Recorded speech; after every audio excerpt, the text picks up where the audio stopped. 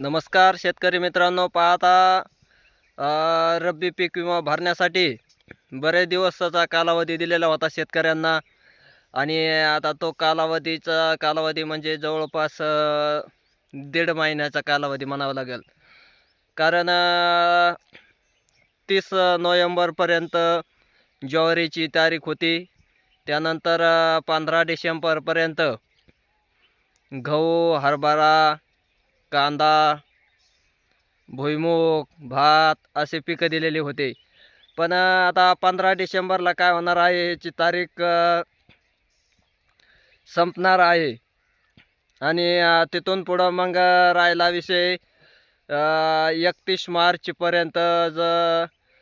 ह्याचा विषय भुईमूग आणि भाताचा पीक विमा काय होणार आहे, फक्त भरता येणार आहे भुईमूग आणि भाताचा. आता तो पेरा जवळपास आपल्या भागामध्ये भुईमुगाचा नाही आणि नसल्यामुळं मग तो आपल्याला पीक विमा भरता येत नाही.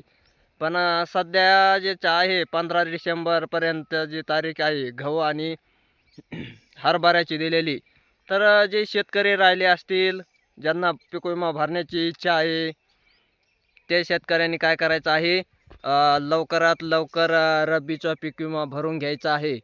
कारण येणारा काळ कसा येतो हे सांगता येत नाही. अतिवृष्टी, गार परिस्थिती, पीठ होऊ शकते. असे काही आपत्ती वाढू शकते पिकावर, पिकाचं नुकसानही होऊ शकतं. त्यामुळं मग विमा उतरवणं हे अत्यावश्यकच आहे. आणि मग ज्यांना काही विमा उतरायचा असेल, पीक विमा भरायचा असेल, अशा शेतकऱ्यांनी तात्काळ शेती सुविधा केंद्रामध्ये जायचं आहे. आणि लवकरात लवकर आपल्या पिकाचा, आता सध्या 2च पिकं भरायला आहेत तुम्हाला,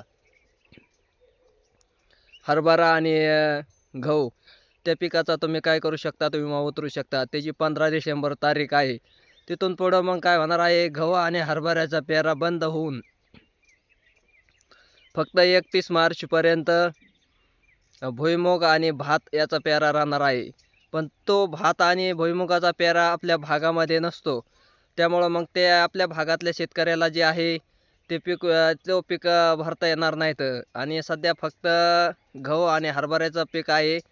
ते तुम्ही जे शेतकरी राहिले असतील, ज्या शेतकऱ्यांना माहीत नसेल आणि पीक विमा भरण्याची इच्छा असेल, त्या शेतकऱ्यांनी तात्काळ भरून घ्यायचं आहे. कारण परिस्थिती कधी गारपीट होऊ शकते, वादळ वगैरे, आहे का नाही, अनेक समस्या शेतकऱ्यापुढं असतात. संकट येऊ शकतात. त्यामुळं मग पिकाची पडझड होऊ शकते, नासाडी होऊ शकते. त्यामुळं आपलं पिकाचा पीक विमा भरणं हे अत्यावश्यकच आहे आणि भरलाच पाहिजे. मग पीक विमा नाही जर भरला तुम्ही, तर मग तुम्हाला ते पीक विम्याचे जे पैसे आहेत वगैरे काय ते असेल तर ते येणार नाही. आली तरी फक्त काय होणार आहे, नुकसान भरपाईच येणार आहे. आणि त्यामुळं मग काय करायचं आहे, ज्या शेतकरी इच्छुक असतील, ज्यांचे जे राहिलेले असतील, त्या शेतकऱ्यांनी काय करायचं आहे, लवकरात लवकर ह्या 2 पिकाचा विमा उतरून घ्यायचा आहे. शेवटची तारीख 15 डिसेंबर आलेली आहे. आणि त्यामुळं मग जेवढे शेतकरी राहिले असतील तेवढ्यांनी घाई करायची आहे. आणि घाई करून लवकरात लवकर आपल्या पिकाचा विमा उतरून घ्यायचा आहे. ते एक कवचच आहे असं म्हणावं लागेल. आणि पीक विमा काही ना काही भरल्यानंतर काय होत असतो, शेतकऱ्यांना मिळतो. ज्या शेतकऱ्यांची इच्छा असेल भरण्याची, त्यांनी काय करायचं आहे, जवळच्या शेती सुविधा केंद्रावर जायचं आहे. त्यासाठी कागदपत्र, आधार कार्ड, बँक पासबुक, 7/12/8, त्यानंतर फार्मर ID वगैरे, मोबाईल नंबर कंपल्सरी आहे, कारण त्याला OTP लागतो. OTPसाठी मोबाईल नंबर पीक विमा भरताखेरी लागतोच. त्यानंतर मग त्या मोबाईलवर आपल्याला नवनवीन मॅसेज वगैरे येतात. आपल्याला ते आपला स्टेटस चेक करता येतो, पाहता येतो. क्लेम वगैरे केलेल्या पैसे वगैरे हे सर्व काही त्यासाठी मोबाईल लागतो. OTPसाठी त्याला आपल्याला त्या पीक विम्याला अटॅच करावा लागतो, लिंक करावा लागतो. त्यामुळं मग जे रब्बीचा पीक विमा भरायचे शेतकरी राहिले असतील, त्यांनी काय करायचं आहे, 15 डिसेंबरपर्यंत शेवट तारीख आहे. तिथून पुढं तारीख वगैरे वाढणार नाही. त्यापूर्वीच तुम्ही काय करायचं आहे, पीक विमा आपल्या पिकाचा उतरून घ्यायचा आहे. हे सर्व शेतकऱ्यांनी काय करायचं आहे, लक्षात घ्यायचं आहे.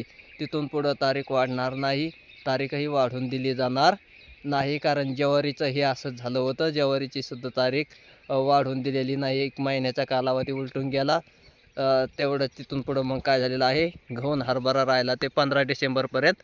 आता त्याचीसुद्धा तारीख काय झालेली आहे, अंतिम आलेली काही शेवट आलेली आहे. ज्यांना भरायची इच्छा असेल त्यांनी काय करायचं आहे, तात्काळ भरून घ्यायचा आहे. व्हिडिओ आवडल्यास लाईक आणि सबस्क्राईब करा. धन्यवाद.